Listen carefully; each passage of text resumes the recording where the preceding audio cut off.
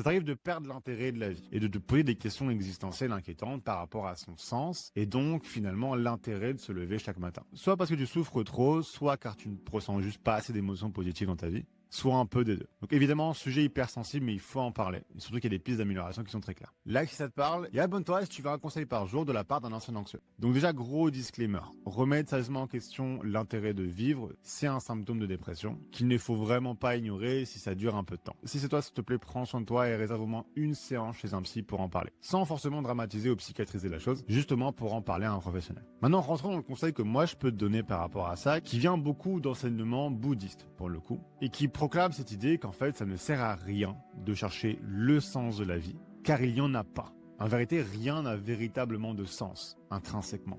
Le sens, c'est quelque chose qui est donné aux choses. Et il est donné subjectivement. Mais d'un point de vue pratique quand même, un truc qui est commun à tous les êtres humains pour le coup, c'est qu'on va considérer que quelque chose a un sens à partir du moment où cette chose nous fait ressentir une récompense émotionnelle. Tout simplement. En vérité, le vrai objectif que tu dois avoir dans la vie, c'est pas de trouver le sens de la vie. C'est simplement de rendre ta vie plus plaisante. Et si c'est le cas, là, t'inquiète pas, tu sauras très bien pourquoi tu te lèves tout le matin.